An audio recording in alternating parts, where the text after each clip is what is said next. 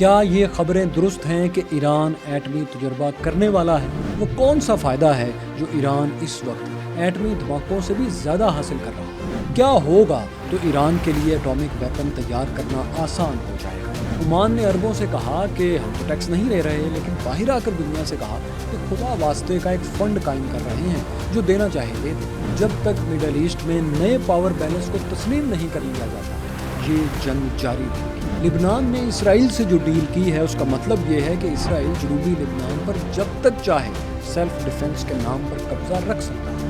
یہ لیبنیز گورنمنٹ کا حق ہے کہ وہ اپنے ملک کے لیے خود فیصلہ اور ڈیل کرے، کوئی تھرڈ کنٹری نہیں، لیکن پھر یہ ڈیل تھرڈ کنٹری سے بہتر ہونی چاہیے، نہ کہ بدترین۔ پریزیڈنٹ ٹرمپ مڈ ٹرم ہارنے جا رہے ہیں اور اس دوران ان پر $2 بلین کی کرپٹو کرنسی، گھڑیاں، پرفیومز اور بائبل بیچنا اور کانفلکٹ آف انٹرسٹ کے سکینڈلز بنتے۔ اس جنگ سے نکلنے کے صرف 2 ہی راستے ہیں، تیسرا کوئی راستہ نہیں، اور یہ 2 راستے کون سے ہیں؟ کیسے ہیں دوستو، میں فیصل وائچ۔ پچھلے ویلاگ میں ہم نے بتایا تھا کہ امریکہ ایران سیز فائر کے ان 60 دنوں میں، MOU کے ان 60 دنوں میں، یہ تینوں فورسز ایران، امریکہ اور اسرائیل مختلف قسم کی تیاریاں کریں گے، جن کو ہم نے ایکسپلین کیا تھا۔ ان میں امریکہ خاص طور پر نومبر کے بعد کی جنگ کی تیاریاں کرے گا، یہ ہم نے کہا تھا۔ یہی بات American vice president JD Vance نے ایک پوڈ کاسٹ میں انٹرویو میں صاف صاف کہہ دی۔ So I think what the president has told us to do is use this MOU to sort of refill the world's oil economy, to refill some stocks, and then to see where the hand is. JD Vance کہہ گئے ہیں کہ ہم نے MOU کیوں sign کیا تھا، اب چونکہ یہ ڈونلڈ ٹرمپ کے بہاف پر انہوں نے کیا تھا اور 2028 میں امریکی صدر بننے کا خواب بھی JD وینس ہی کا ہے، سو وہ ڈیسپریٹلی اس ڈیل کو کامیاب ہی دکھانا چاہتے ہیں۔ لیکن مسئلہ یہ ہے کہ MOU کے 14 پوائنٹس، 14 پوائنٹس تو ان کی کامیابی سے زیادہ ناکامی دکھاتے ہیں۔ سو اب وہ یہ کر رہے ہیں کہ جگہ جگہ ایکسپلین کرتے پھر رہے ہیں، وضاحت کرتے پھر رہے ہیں کہ MOU اس لیے سائن کیا گیا تھا کہ ایک تو یہ کہ تیل کی قیمت کو واپس لایا جا سکے، دوسرا یہ کہ اپنے سٹاکس کو، یعنی آئل اینڈ ویپن کے سٹاکس کو، ان کے ذخیروں کو ریفل کیا جا سکے۔ اس کے بعد پھر وہ کہتے ہیں کہ ہم دیکھیں گے صورتحال کیسی ہے اور جنگ دوبارہ کرنی ہے یا سیز فائر کو آگے بڑھانا ہے، یعنی جتنے سٹاکس ہوں گے اس حساب سے فیصلہ کریں گے، اور یہی حقیقی بات ہے۔ یہ MOU گڈ فیتھ میں، اچھی نیت سے ہرگز نہیں ہوا، اور یہ بات سب سے پہلے ایران جانتا ہے، اسی لیے وہ زیادہ رفتار سے اپنے سٹاکس فل کر رہا ہے، ڈرونز، میزائلز اور ہرمز پر کنٹرول کو مضبوط کرتا جا رہا ہے۔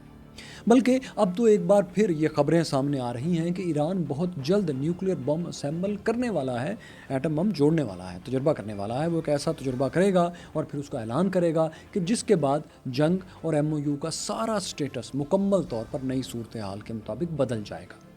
یہ انالیسس بہت سے سینئر انٹرنیشنل انالسٹ، ایکسپرٹس کر رہے ہیں، لیکن ہمارا سوال یہ ہے کہ ایران ایسا کیوں کرے گا؟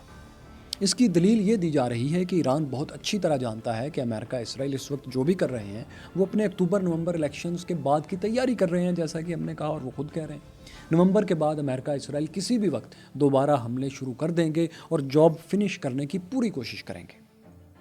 MOU کی شک نمبر، اس کی کلاس نمبر 7 جس کے مطابق ایران پر سے پابندیاں ختم ہونا ہے، اور شک نمبر 9 کے مطابق ایران پر کبھی کوئی نئی پابندی اب نہیں لگے گی۔ یہ سراسر ناقابل یقین بات ہے۔ امریکہ قریب یہ دونوں کام کرنے کی پوزیشن میں ہرگز نہیں۔ اب دوستو، معاملہ یہ ہے کہ خبر کے اس حصے کے ساتھ تو ہم اتفاق کرتے ہیں، متفق ہیں کہ نومبر کے بعد امریکہ اور ویسٹرن پاورز اور اسرائیل ایران کی فیزڈ کلنگ کے لیے، سلائس بائی سلائس کلنگ کے لیے دوبارہ ضرور آئیں گے، لیکن ایٹم بم کے فوری اسمبل کر لینے سے ہمارے خیال میں ایران کا کوئی فائدہ نہیں ہوگا، الٹا نقصان ہو جائے گا ان حالات میں آج کل۔ اس کی سادہ سی وجہ تو یہ ہے کہ اس وقت ایران کو امریکہ اسرائیل کے خلاف لڑائی میں جنگی فتح تو ملی ہی ہے، دنیا نے مانی بھی ہے، لیکن اس کو ڈپلومیٹک اور پولیٹیکل فتح بھی ملی ہے، سفارتی اور سیاسی جیت بھی ملی ہے۔ امریکن سپر پاور کو کمزور کرنا اس کے اپنے امیج کو، ایران کے امیج کو بہت بڑھا چکا ہے۔ ایسے میں اگر وہ نیوکلیر ویپن اسمبل کر کے ایک ٹیسٹ کر لیتا ہے دکھانے کے لیے، تو ساری دنیا اس کے خلاف نئی پابندیاں لگانا شروع کر دے گی، اور اپنی کمزور اکانومی کو بہتر کرنے کے لیے جو انٹرنیشنل سپورٹ اس وقت ایران کو چاہیے وہ ہٹ جائے گی، وہ نہیں ملے گی۔ ایٹم بم تو شاید وہ نہ چلا سکے اس کے بعد اپنے دشمن کے خلاف، لیکن تیل بھی وہ نہیں بیچ سکے گا۔ यहाँ तक कि चाइना और अरब ममालिक भी जो अभी उसकी तरफ झुकते हुए दिखाई दे रहे हैं वो भी पीछे हटने लगेंगे। इसके बाद उसका ब्लॉकेट करना, उसका इकोनॉमिक नुकसान करना और नतीजे में उसके अंदर रजीम चेंज करना बहुत आसान हो जाएगा, क्योंकि इतने गुर्बत में, इतने बुरे हालात में ज़ाहिर है अपने अवाम पर तो एटम बम नहीं चल सकता। ईरानी आयतुल्ला सिस्टम को, इस हुकूमत को कायम रहने के लिए जिस चीज़ की बहुत ज़रूरत है इस वक्त, वो एटम बम से ज़्यादा इकॉनमी है और बेहतर इंटरनेशनल ताल्लुकात हैं, और ये वो हासिल इस जंग में पहले से बेहतर कर चुका है। आप कह सकते हैं कि जब ईरान के पास एटम बम का होना साबित हो जाएगा तजुर्बे के बाद, तो भला कौन उस पर हमला करने की ज़रूरत करेगा। बात दुरुस्त है, लेकिन मसला ये है कि कन्वेंशनल वॉर में न्यूक्लियर डेटरेंस का मामला करीब करीब बहुत पीछे जा चुका है। इसी ईरान अमेरिका इसराइल जंग में ये डेटरेंस गलत साबित आपके सामने हो चुका है, क्योंकि इसराइल अमेरिका दोनों एटॉमिक पावर्स हैं और नॉन एटॉमिक पावर्स ईरान और उसके इत्तेहादी हिजबुल्लाह दोनों पर इन्होंने हमले किए और नाकाम रहे, जबकि ईरान इन दोनों पर जवाबी हमले करता रहा, इस नतीजे की परवाह किए बगैर कि इन पर एटमी हमला ये दोनों कर सकते हैं। दूसरी बात यह है कि ईरान की पुरानी स्ट्रेटजी यानी फॉरवर्ड डिफेंस जो उसकी सरहद के पार है वो, और एटमी ऑप्शंस को सिर्फ डायलॉग प्रेशर के तौर पर इस्तेमाल करना, ये उसकी स्ट्रेटजी बहुत अच्छा काम कर तो रही है, जिसमें वो न्यूक्लियर टेस्ट तो नहीं करता लेकिन एटॉमिक वेपन के तमाम कल पुर्जे, उसके कंपोनेंट्स, उसके अज्जा इस हद तक तैयार रखता है कि जब चाहे कम से कम वक्त में बम जोड़ ले, न्यूक्लियर टेस्ट कर गुजरे। ये वो स्ट्रेटजी है जिस पर हमारे अंदाजे में ईरान ज़्यादा कामयाबी हासिल कर सकता है और कर रहा है। हाँ, अगर नवंबर के बाद अमेरिका इसराइल ने दोबारा अटैक्स किए, जो कि वो करेंगे, तो कुछ होगा। क्या होगा? वही जो 27 फरवरी 2026 के बाद हुआ, यानी 27 फरवरी के दिन जेनोएब्स के ईरान पर अनप्रोवोक्ड हमलों से एक दिन पहले तक ईरान और दुनिया में कोई भी नहीं सोच रहा था कि आयतुल्लाह गवर्नमेंट कभी स्ट्रेट ऑफ हुर्मुज़ को ड्रोन्स की पावर से बंद कर देगी या फिर वो यहाँ फीस या टोल या सिक्योरिटी के नाम पर कोई टैक्स वसूल कर सकेंगे। लेकिन अब वो ये सब कुछ कर रहे हैं क्योंकि उनके पास जवाब आ चुका है। बल्कि न्यूयॉर्क टाइम्स की एक्सक्लूसिव रिपोर्ट के मुताबिक ओमान भी अब ईरान के साथ एलानिया शामिल हो चुका है। खबर के मुताबिक वो खलीजी ताउन तंजीम में अरबों को और अमेरिका को तो ये कहकर आए थे कि हम टोल नहीं लेंगे, लेकिन बाहर आकर ओमानी कह रहे हैं कि हम एक रज़ाकाराना, एक खुदा वास्ते का फ़ंड कायम करेंगे जिसे हमारी खिदमात के सिले में जो देना चाहे दे दे। ज़ाहिर है खुदा वास्ते तो नहीं कह रहे वो, ये फ़ंड किसी भी नाम से वो कायम करें, क्रॉसिंग करने वाले को वो देना ही पड़ेगा क्रिप्टो में, युआन में या उनकी करेंसी में। मतलब 27 फरवरी के बाद अमरीकी इसराइली हमाकत से ईरान को वो करने का जवाज़ और मौका मिल गया और ताकत मिल गई जो इससे पहले कोई सोच भी नहीं रहा था। इसी तरह नवंबर के बाद अगर अमेरिका इसराइल ने दौरान मुज़ाकरात चौथी मरतबा फिर हमले शुरू कर दिए, तो ये हमले ईरान को 100% 100% जवाज़ फराहम करेंगे कि अब वो एटॉमिक वेपन असम्बल कर ले। फ़िलहाल हमारे ख्याल में ये जवाज़ उसके पास नहीं है। बाय द वे, इस वक्त ईरान के रास्ते में एटॉमिक वेपन असम्बल करने का जो मसला है वो 4 रुकावटें हैं।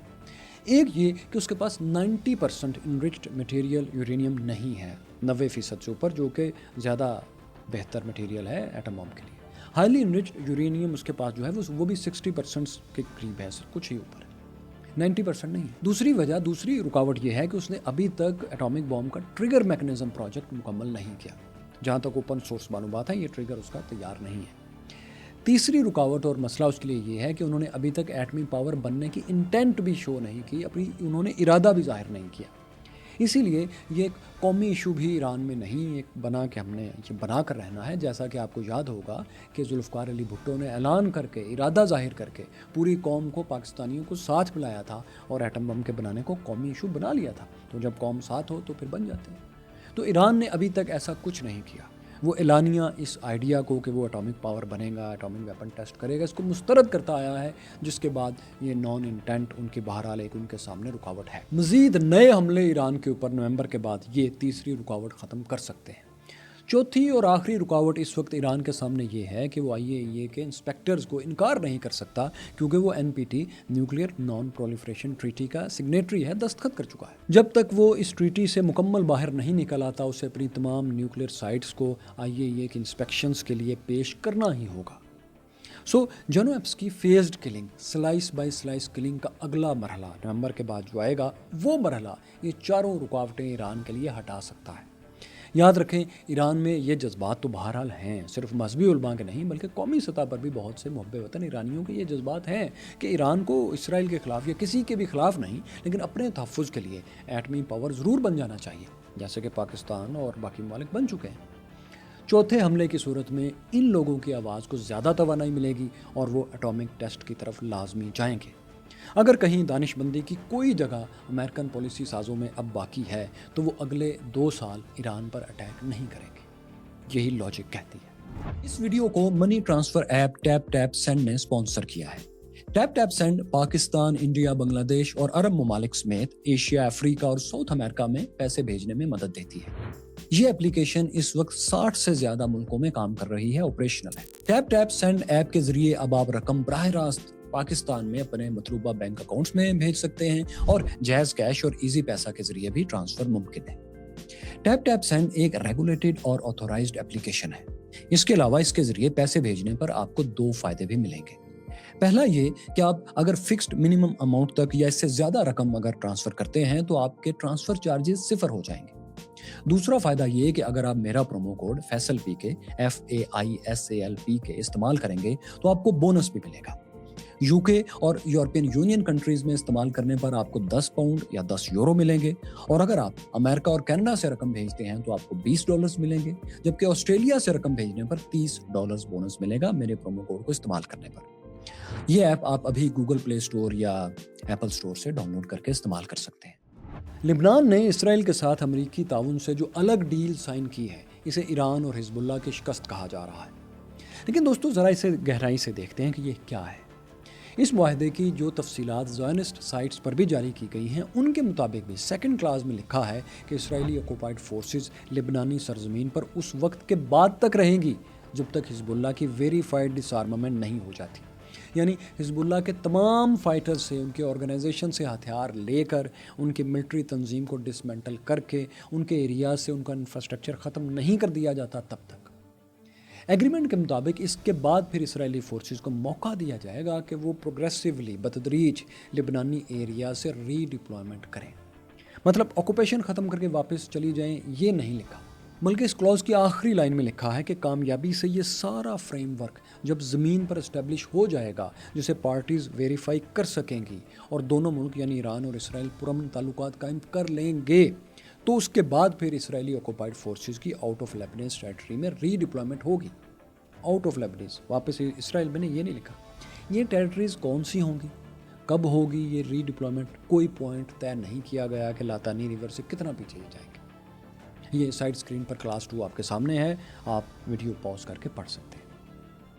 इस मुआहदे के बाद दोस्तों, सेटलर प्रोजेक्ट के वज़ीर आज़म नेतन्याहू और अक्टूबर में उनके बद्दे मुकाबिल इलेक्शन लड़ने वाले नफ्ताली बेनेट ने भी इसी बात को बढ़ा चढ़ा कर बयान किया है अपने इंटरव्यूज़ में और कौम से खिताब में। इस लिखे हुए और कहे हुए इसराइली बयानात और एग्रीमेंट की कोई मुखालफत लिबनानी गवर्नमेंट की तरफ से सामने नहीं आई। मतलब IUF लामहदूद वक्त तक लिबनानी एरियाज़ पर कब्ज़ा रख सकती है, अब ऑफिशियली लिबनान गवर्नमेंट के से जो उनकी डील हुए उस पर। इस पर मुस्तज़ाद ये मज़ीद ये कि ये मुआहदा अमन का भी नहीं है, क्योंकि इसराइल और अमेरिकन दबाव में इस एग्रीमेंट की 7वीं क्लॉज में ये भी लिख दिया गया है कि ये सारा एग्रीमेंट किसी भी सूरत इसराइल से ये हक नहीं छीनता कि उसे जहाँ से जब ख़तरा महसूस हो वहाँ वो अपने तहफ़्फ़ुज़ के लिए कोई भी एक्शन ले सकता है, वो लेगा। आप जानते हैं कि इसराइल सेल्फ डिफेंस में ईरान, शाम, लिबनान, फ़लस्तीन और यमन में हज़ारों लोगों को बगैर किसी प्रोवोकेशन के कत्ल कर चुका है, पूरी फैमिलीज़ को वाइप आउट कर चुका है। ज़ायनिस्ट स्टेट की सेल्फ डिफेंस पॉलिसी का मतलब जेनोसाइड से कम कुछ नहीं होता। सही अल्फाज में लेबनीज़ गवर्नमेंट ने जो इसराइल से डील की है उसके मुताबिक उन्होंने अपनी सरजमीन अपने हाथ से लामुतनाही वक्त के लिए इसराइल के हवाले कर दी है और इसे मुस्तकिल अटैक्स करने की इजाज़त भी दे दी है। हालांकि 17 जून को होने वाले ईरान अमेरिका इस्लामाबाद मेमोरेंडम की पहली शर्त में कम अज़ कम लिबनान पर मुकम्मल सीज़ फायर की शर्त कायम कर दी गई थी। अमेरिका और ईरान ने इस पर दस्तखत किया था, इसको तस्लीम किया था। यानी लिबनान को जो भी मुआहदा करना था उस मुआहदे के बाद, 17 जून वाले MOU के बाद, उसका आगाज़ इससे कुछ ज़्यादा हासिल करने की तरफ होना चाहिए था, ना कि इससे कम, इससे पीछे जाने की तरफ। अब दोस्तों, इस बात से हमें और किसी को भी कोई इख्तलाफ नहीं हो सकता कि लिबनान के बारे में फ़ैसले करने का सबसे ज़्यादा हक लेबनीज़ गवर्नमेंट ही को है। لیکن یہ کون سا ملک کرتا ہے کہ ایک تھرڈ پارٹی کے معاہدے کے تحت ایک بات اس کے حق میں تسلیم کی جا چکی ہے، دستخط ہو چکے ہیں، اور وہ ملک دوبارہ معاہدہ کر کے اس سے کمزور ڈیل کرے اور اپنے تسلیم شدہ، اپنے مانے ہوئے حق سے دستبردار ہو جائے؟ جو فائدہ اسے بغیر کوشش کے مل گیا تھا اسے واپس کرنے اور زیادہ مصیبت اپنے سر مول لینے میں کون سی عقل مندی چھپی ہوئی ہے؟ یہ ہماری سمجھ میں بات نہیں ہے۔ انور مسعود کا ایک پنجابی شعر ہے کہ आपे अपनियां हड्डियां बाले आपे बह के सेके दुखां दी मैं पंड खरीदी पल्यों पैसे दे के। यानी मैं अपनी हड्डियों को जला कर अपने हाथ सेक रहा हूँ, हाथ गर्म कर रहा हूँ, और मैंने खुद पैसे खर्च करके दुख खरीदे। लेबनान ईरान को कितना भी नापसंद करता हो, कितना भी इख्तलाफ करता हो, लेकिन जो बात उसके मुल्क के लेबनान के हक़ में जा रही थी उससे फ़ायदा उठाना, उसमें क्या मज़ाक़ा था। यही वजह है कि ये डील जो लेबनान ने अब की है किसी करवट नहीं बैठेगी। ना हिजबुल्लाह पहले डिसआर्म होगी और ना ही इसराइली ऑक्युपाइड फोर्सेस जनूबी लेबनान से यूं ही वापस जाएंगी। वरना असूलन तो यही होता है कि काबिज़ जो है वो पहले जाता है, मुकामी लोग बाद में मुज़ाहमत ख़त्म करते हैं, ना कि मुज़ाहमत पहले ख़त्म कर दी जाती है और उसके बाद काबिज़ के ऊपर छोड़ दिया जाता है कि आपने जाना है तो चले जाएं प्लीज़। यही वजह है कि लेबनान में शिया सियासी लीडर्स ने और बहुत से दूसरे मुकामी रहनुमाओं ने इसे शुरू में ही मुस्तरद कर दिया है। लेकिन इस छोटी सी 60 लाख 6 मिलियन के करीब आबादी वाले इस मुल्क में खाना जंगी की सी सूरत हाल एक बार फिर पैदा हो गई है, जिसे काफ़ी अरसे से दबाया हुआ था। फिर इसलिए कि 70-80 की दहाई में पिछली सदी के आखिर में भी इसराइली अमरीकी कब्ज़े के बाद यहाँ यही हुआ था, खाना जंगी की सूरत हाल थी, जिसके नतीजे में फिर हिजबुल्लाह पैदा हुई थी और उसने ये खाना जंगी सेटल की थी। अगर वाकई सऊदी अरब, दुबई, इसराइल, अमेरिका चाहते हैं कि पूरे के पूरे लेबनान पर सिर्फ लेबनानी फोर्सेस का कब्ज़ा हो, सॉवरेंटी का तहफ़्फ़ुज़, वहाँ के मुल्क का मुकम्मल और मजमूई तहफ़्फ़ुज़ सिर्फ वहाँ की स्टेट करे, जो कि एक बिल्कुल दुरुस्त डिमांड है, तो पता है सबसे अहम काम, सबसे लॉजिकल काम इन सबको क्या करना चाहिए? क्यूरियस फेलोज़, इन्हें चाहिए कि लेबनान की फ़ौज को ताकत दें, उसको ताकतवर करें। लेबनीज़ फोर्सेस के पास इस वक्त सूरत हाल ये है कि ना तो जदीद टैंक्स हैं, ना फाइटर जेट्स हैं, ना एंटी टैंक मिसाइल्स हैं, और ना ही वो ड्रोन्स बनाने में खुद कफील है, ना ही रॉकेट्स। बल्कि लेबनीज़ फोर्सेस इस हद तक ग़ुलामी की ज़िंदगी जी रही हैं कि वो कोई हथियार नहीं ख़रीद सकती जब तक उन्हें अमेरिका और इसराइल की अनऑफिशियल अप्रूवल ना मिल जाए। ये कोई फ्रेमवर्क नहीं जहाँ जाके इन्होंने अप्रूवल लेनी होती है, बल्कि अमली हकीकत है। इसके पास, लेबनीज़ फोर्सेस के पास जो तैयारे हैं वो पिछली सदी के वो लाइट वेट प्लेन्स हैं जिन्हें अब सिर्फ बाजीगर उड़ाते हैं। लेबनानी फ़ौज को एक भी ऐसा हथियार नहीं ख़रीदने दिया जाता या ऐसा वेपन नहीं बनाने दिया जाता जिससे वो किसी भी इसराइली टैंक, इसराइली जेट या मिसाइल हमले का दिफा ही कर सकें या रिस्पॉन्स ही कर सकें। ज़ाहिर है ये कमी फिर लॉजिकली किसी ने तो लेबनान में पूरी करनी थी। हिजबुल्लाह 80 की दहाई में इसराइली कब्ज़े और ऐसी ही हकीकतों के जवाब में पैदा हुई थी। जी हाँ, ईरानी मदद भी इसे मिल रही है, ये कहानी हमने यहाँ सुनाई थी उस वक्त की। इसीलिए हिजबुल्लाह के पास हज़ारों एंटी टैंक मिसाइल्स अपने बनाए हुए हैं जो लेबनीज़ आर्मी के पास नहीं हैं। उनके पास आर्म्ड व्हीकल्स हैं, उनके पास रॉकेट्स हैं और FPV ड्रोन्स भी हैं, फर्स्ट पर्सन व्यू ड्रोन्स, वही जिनकी आजकल बहुत धूम है, जिनसे रशियन फोर्सेस को यूक्रेनियंस ने और IAF को हिजबुल्लाह ने परेशान कर रखा है इसराइल को। क्योंकि ये न सिर्फ वन वे अटैक करते हैं, किलर ड्रोन्स हैं, बल्कि वीडियोस भी बनाते हैं जिससे दुश्मन फोर्सेस की पोजीशंस एक्सपोज होती हैं और मोराल भी उनका कॉम्प्रोमाइज़ होता है कि हमारे फोर्सेस, हमारे फौजी डर के भाग रहे हैं। तो बात यूँ है दोस्तों कि इस पूरे रीजन में जो भी वाकई दयानतदारी से चाहता है कि लेबनान की स्टेट पर, लेबनान की रियासत की और फ़ौज की सॉवरेनिटी ही कायम हो, उसे चाहिए कि कम से कम हिजबुल्लाह से कुछ बेहतर हथियार ख़रीदने में या बनाने में उनकी फोर्सेस की मदद करे। वरना फिर जो डिफेक्टो पावर ऑन ग्राउंड है वो तो रहेगी। और हाँ दोस्तों, ये FPV ड्रोन्स जो हैं, फर्स्ट पर्सन व्यू ड्रोन्स जो हैं, ये हिजबुल्लाह ने अभी पूरे तौर पर इस्तेमाल भी नहीं किए, याद रखें। वो सिर्फ इन्हें बनाए चला जा रहा है और इनका डिपो, इनका ज़ख़ीरा जो है बढ़ा रहा है। क्योंकि इस वॉर का 4th फेज़ जो नवंबर के बाद शुरू हो सकता है, उसमें यही सबसे ज़्यादा काम आने वाले हैं। या फिर सच पूछें तो नवंबर नहीं, ये किसी भी वक्त इनकी ज़रूरत पड़ सकती है, क्योंकि तारीख़ ने हमें ये सिखाया है कि जंगें अक्सर उस वक्त मुल्कों के सर पर आन पड़ती हैं जब वो अभी इसके लिए तैयार नहीं होते।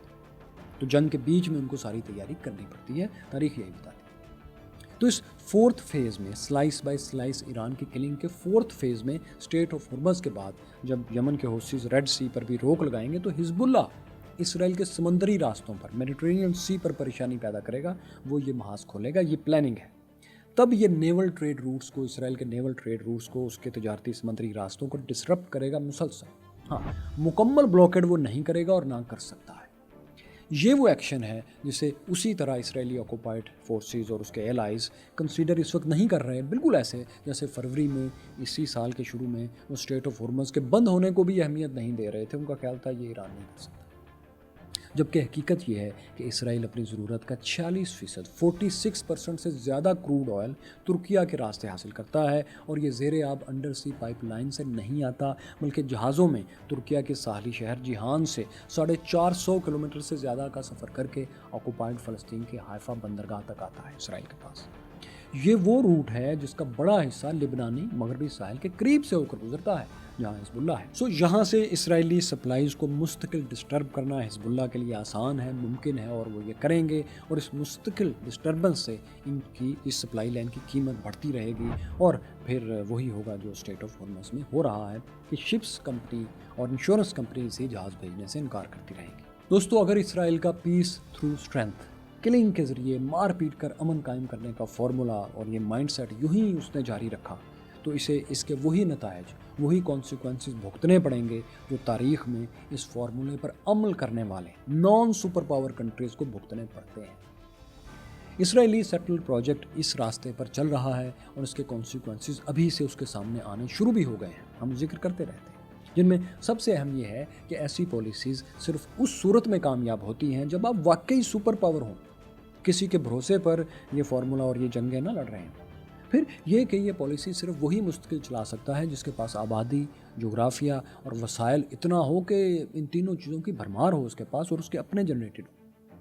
इसराइल इन तीनों सलाहियतों में बहुत कमज़ोर है, बहुत पीछे है। इसीलिए जब छोटी पावर किसी बड़ी पावर की मदद से सुपर पावर बनने की लंबी एक्टिंग करती है, एक दिन असल पावर, बड़ी पावर हाथ खींचना शुरू कर देती है, क्योंकि इंटरेस्ट क्लैश करते हैं। आप देख लें, डोनाल्ड ट्रंप जो इनके सबसे बड़े इत्तेहादी थे, इनकी मदद करते करते खुद गहरी खाई में गिर रहे हैं, मुश्किल में आ चुके हैं। वो अगला इलेक्शन, नवंबर का इलेक्शन, मिड टर्म इलेक्शन हारने वाले हैं, जिसके बाद उनकी इम्पीचमेंट हो सकती है। उनके खिलाफ करप्शन के, कॉन्फ्लिक्ट ऑफ इंटरेस्ट के स्कैंडल्स रिपोर्ट होने में अब काफ़ी तेज़ी आ गई है। वो ब्लैक एंड वाइट में साफ कॉन्फ्लिक्ट ऑफ इंटरेस्ट कर रहे हैं, अपनी पोजीशन का फ़ायदा उठाकर दौलत कमा रहे हैं। न्यूयॉर्क टाइम्स के मुताबिक तो उन्होंने सदर बनने के बाद 2 अरब $2 बिलियन कमाए। फाइनेंशियल टाइम्स की एक रिपोर्ट है, उसके मुताबिक डोनाल्ड ट्रंप ने सिर्फ क्रिप्टो करेंसी से अपने लिए 1 अरब से ज़्यादा $1.1 बिलियन से ज़्यादा कमाए, $1.16 बिलियन। इस रिपोर्ट में लिखा है कि उन्होंने बाइबल, परफ्यूम्स और घड़ियाँ भी फ़रोख्त की हैं, ट्रंप वॉचेस, जिससे दसियों लाखों डॉलर्स बनाए उन्होंने, मिलियंस ऑफ डॉलर। सिर्फ एक साल में 2025 में जब वो खुद कई ऐसी डील्स कर रहे थे जिनसे स्टॉक्स में रेट्स को प्रिडिक्ट किया जा सकता था कि इस बैलेंस डील से मार्केट किस तरह रिस्पॉन्स करेगी, तो इस दौरान उन्होंने 22,000 ट्रेड ट्रांजैक्शंस की हैं, जो कि वाज़े कॉन्फ्लिक्ट ऑफ इंटरेस्ट है, इनसाइड ट्रेडिंग है। जबकि इनसे पहले के सदर जो बाइडन, जो 4 साल प्रेसिडेंट रहे, उन्होंने इस पूरे दौर में सिर्फ 13 ट्रांजैक्शंस की थी, और उन्होंने 22,000। डोनाल्ड ट्रंप ने अपने इस 1.5 साल में $2 अरब से ज़्यादा ऐसी दौलत कमाई है जिसका बराह रास्त ताल्लुक वाइट हाउस में उनकी प्रेसिडेंसी से जुड़ रहा है। ये खबरों में, अमेरिकन अखबारात में कहा जा रहा है, इंटरनेशनल। इसमें सबसे बड़ा प्रॉफिट वर्ल्ड लिबर्टी फाउंडेशन ने उनकी कमाया है, उस ऑर्गेनाइजेशन ने, वर्ल्ड लिबर्टी ऑर्गेनाइजेशन ने, जिसमें उनका बेटा और स्टीव विटकॉफ पार्टनर्स हैं। जी हाँ, वही स्टीव विटकॉफ जिन्हें वो हर सियासी और गैर सियासी मुज़ाकरात के लिए भेजते हैं। बेसिकली उनके बिजनेस पार्टनर ही हैं, बिजनेस डील्स ही करते हैं। कहने का मकसद ये कि इसराइली जंगों की भारी कीमत जब असली पावर यानी अमेरिकन प्रेसिडेंट्स को भुगतना पड़ेगा, उनको कीमत चुकानी पड़ेगी, तो ये स्पोर्ट ज़्यादा देर फिर जारी नहीं रहेगी। डोनाल्ड ट्रंप इससे दुगना करियाना स्टोर बनाकर भी परफ्यूम्स, गिटार्स, ट्रंप वॉचेस और स्टॉक्स बेच भी लेते, तो शायद इलेक्शंस में उन्हें इस शिकस्त और इम्पीचमेंट की इस सूरत हाल का सामना ना होता जो ईरान से इसराइली जंग में शिकस्त के बाद उनको है। क्योंकि वो अगर इलेक्शन हारेंगे तो उसकी वजह ईरान वॉर होगी, ना कि वो परचून स्टोर और करियाना स्टोर जो उन्होंने व्हाइट हाउस में खोल रखा था। और नई सूरत हाल ये है कि जंग अभी ख़त्म नहीं हुई, बल्कि बकौल JD वैंस उन्हें समझ ही नहीं आ रही कि ईरान मुज़ाकरात किस स्ट्रेटजी के तहत कर रहा है। वो एक इंटरव्यू में अपनी बेबसी जाहिर कर भी चुके हैं। One of the things I find just fascinating and frustrating about the Iranians is they'll say, no, there aren't peace talks ongoing, but there are technical talks between the United States and Iran about the peace deals. It's like, okay, so it's a Persian negotiating tactic and a Persian rhetorical device that I don't understand, but that is the way that the Iranians have done this. बात यूं है दोस्तों कि gulf की ये जंग फैसला कुन हुए बगैर ख़त्म नहीं होगी, क्योंकि इस जंग ने मिडल ईस्ट में पावर बैलेंस बहरहाल शिफ्ट कर दिया है। फ़िलहाल गल्फ़ में अमेरिकन फोर्सेस और ऑयल दोनों की ट्रांसपोर्ट ईरानी इजाज़त के बगैर नहीं हो पा रही। जंगें आमतौर पर उस वक्त ख़त्म होती हैं जब दोनों ताकतें बराबर हों, वो कोई एग्रीमेंट करके चली जाएं या एक ताकत दूसरे का न्यू पावर बैलेंस तस्लीम कर लें। लेकिन ज़ाहिर है अमेरिका किसी सूरत ईरानियन न्यू पावर बैलेंस जो कि अपर हैंड है उसको तस्लीम नहीं करेगा। वो इस शिफ्ट को न्यू नॉर्मल नहीं मान सकता जब तक अपनी सारी ताकत इस्तेमाल ना कर ले, अपनी पूरी पावर एक्सरसाइज ना कर ले तब तक। वो इस वक्त तक जब आप ये वीडियो देख रहे हैं असली वर्ल्ड सुपर पावर के स्टेटस पर है।